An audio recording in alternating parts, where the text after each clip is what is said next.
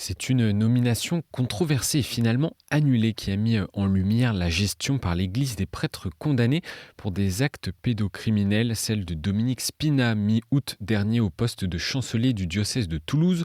Le prêtre avait été condamné en 2006 à Pau à 5 ans de prison pour viol et agression sexuelle aggravée sur un adolescent. Depuis 2016, il existe une commission nationale d'expertise sur la pédophilie, commission indépendante qui conseille la conférence des évêques de France et les diocèses qui la sollicitent pour gérer justement les cas de ces prêtres condamnés. On s'intéresse ce matin au travail de cette commission avec son président Alain Chrisnart. Bonjour. Bonjour. Merci d'être avec nous sur KTO Radio. On ne va pas revenir sur le cas spécifique du prêtre Dominique Spina. Néanmoins, une question en lien à la Chrisnart. Votre commission a-t-elle été sollicitée par le diocèse de Toulouse en vue de cette nomination ? Non, elle n'a pas été sollicitée. Alors justement, comment fonctionne votre commission et dans quel cas a-t-on recours à vous ? Voilà, alors la commission a été créée en 2016 à l'initiative de Monseigneur Pontier, qui était alors président de la conférence, Olivier Ribado-Dumas en étant le secrétaire général. Il s'agissait, donc on est 2 ans avant la SIAZ, donc Oui. on n'est pas dans le même contexte. Il s'agissait donc de permettre aux évêques qui le souhaitaient et qui n'avaient pas dans leur diocèse une commission du même type, ce qui était déjà le cas de Lyon et de Paris par exemple. Donc à ces évêques de demander à cette commission quelles recommandations ils avaient sur les ministères à confier, ou à ne pas confier d'ailleurs, à des prêtres qui avaient été condamnés, ou bien des cas desquels la justice avait été saisie. Et c'est sans qu'il y ait de condamnation, parce que c'est bien le problème principal. Quand il y a une condamnation, le jugement prescrit un certain nombre de mesures d'interdiction, c'est-à-dire ne pas de contact avec les mineurs, une obligation de soins, etc. Mais dans de très nombreux cas, la justice ne décide rien, ou du moins ne prend pas de jugement, donc classement sans suite par le procureur ou non-lieu par le juge, soit pour prescription, soit pour preuve insuffisante. Et à ce moment-là, l'évêque se trouve un peu démuni. Que dois-je faire ?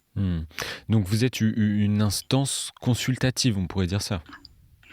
Oui, alors bien sûr, nous n'avons aucun pouvoir ni civil ni canonique juridiquement.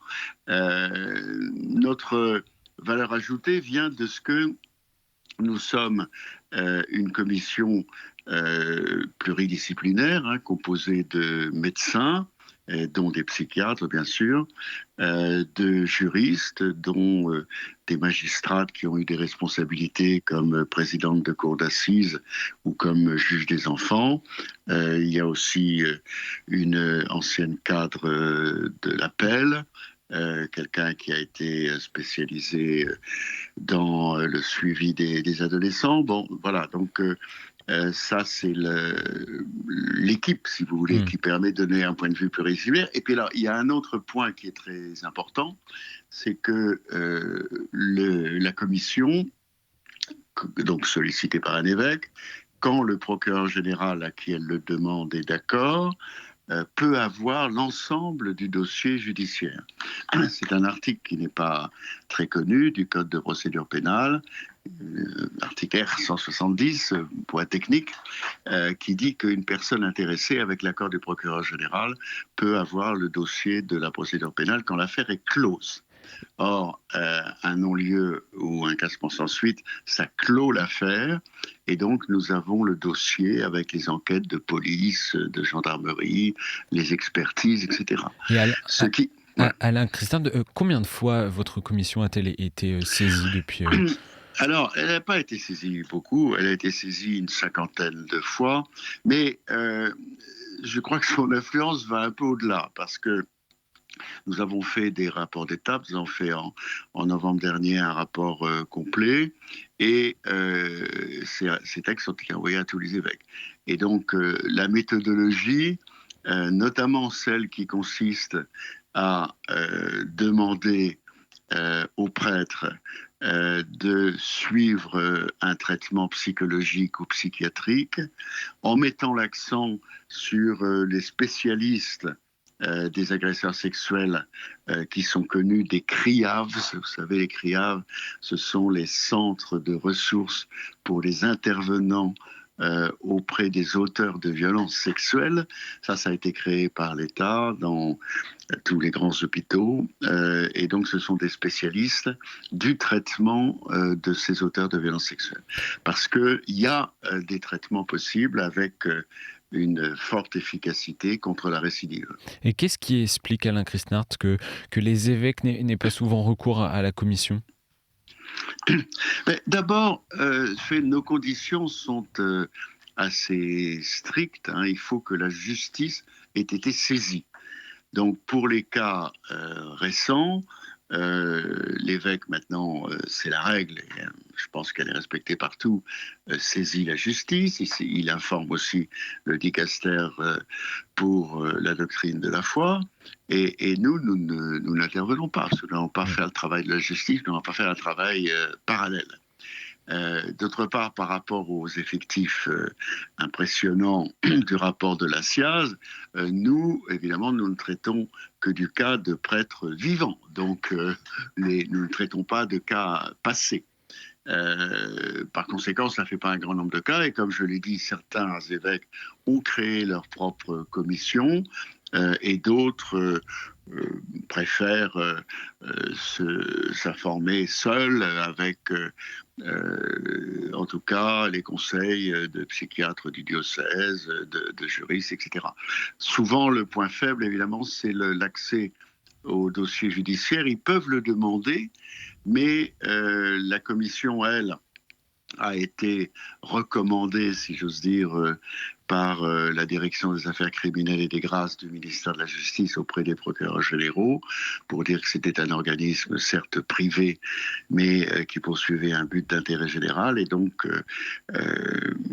dans la quasi-totalité des cas, les procureurs généraux que nous consultons à la suite d'une demande de l'évêque nous donnent la totalité du dossier judiciaire.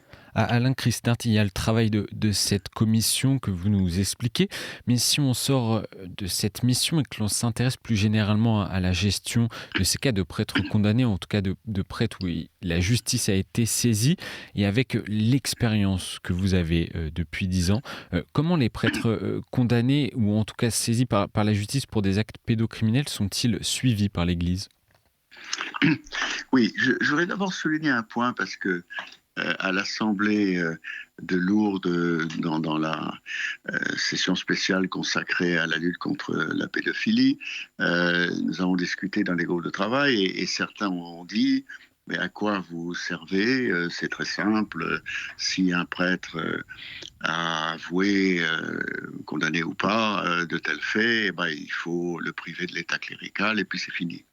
Et évidemment, si c'était le cas, nous n'aurions rien à faire, ce qui ne serait pas en soi dramatique, mais on commettrait une erreur pour deux raisons. D'abord, les faits sont extrêmement différents et c'est le rôle de la commission de les analyser.